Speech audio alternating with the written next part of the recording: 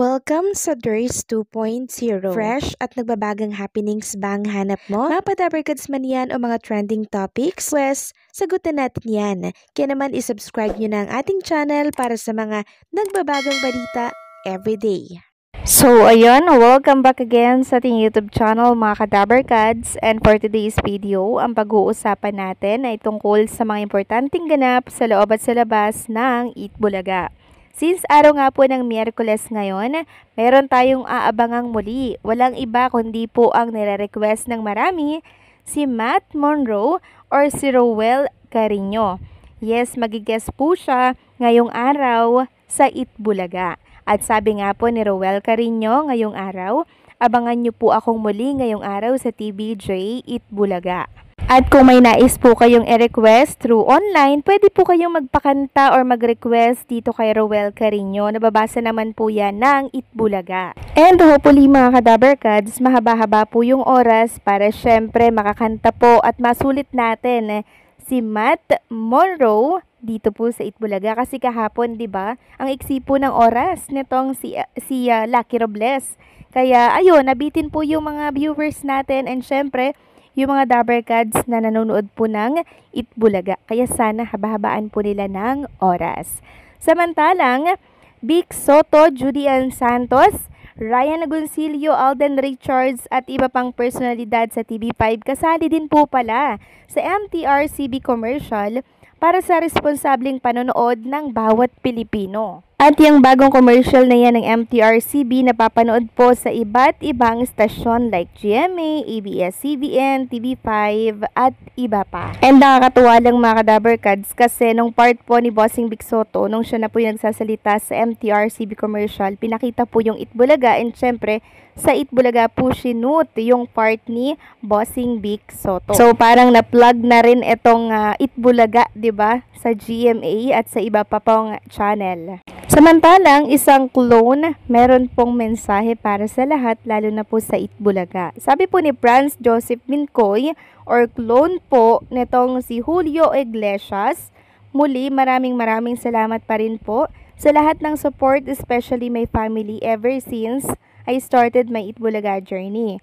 Although I did not manage to win, this is just the start of something big. Salamat po. So sana suportahan din natin itong si Franz Bincoy mga kadabarkads. Sobrang mahiyain lang talaga niya. Tapos pagkasama niya po sila Elvis Presley and syempre si Matt Monroe. Sobrang tahimik lang daw nito mga kadabarkads. Seryosong bata, no? And also mahiyain. Kaya sana suportahan din natin siya at maging active sana siya sa social media.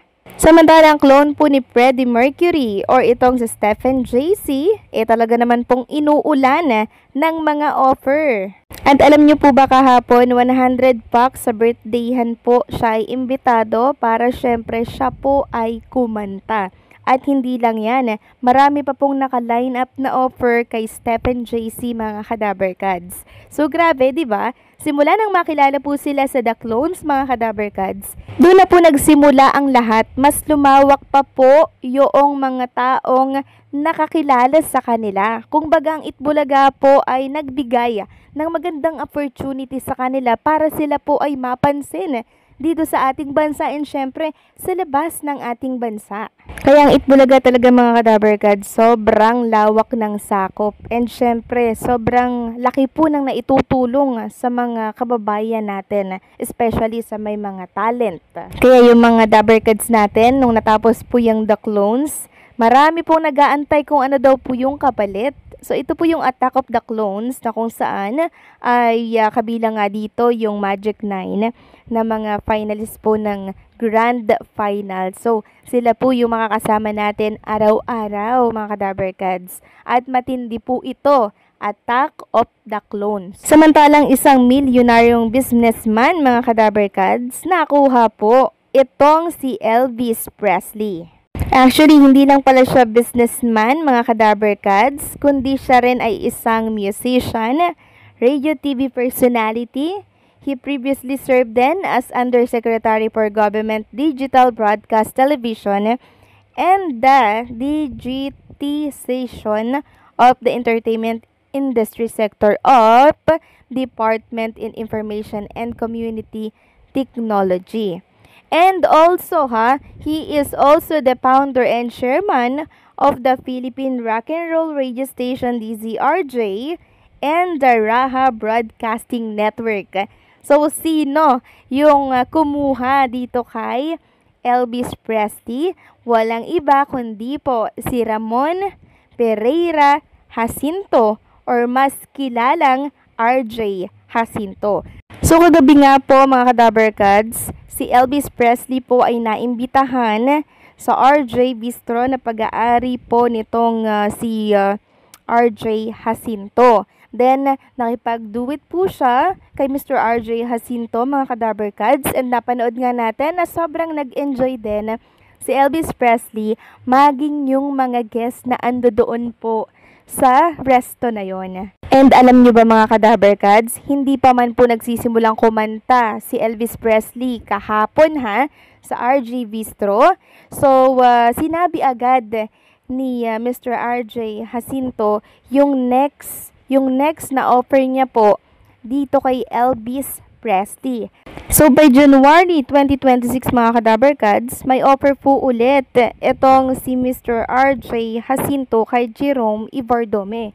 So, grabe lang, di ba? Talagang dinadagsa po si Jerome Ibardome ng mga offer kasi nakita po talaga nila yung husay ng batang ito kahit di po siya napasali or nanalo po, di ba? Talaga naman pong mas marami po ang opportunity na nag-aantay dito kay Elvis Presley.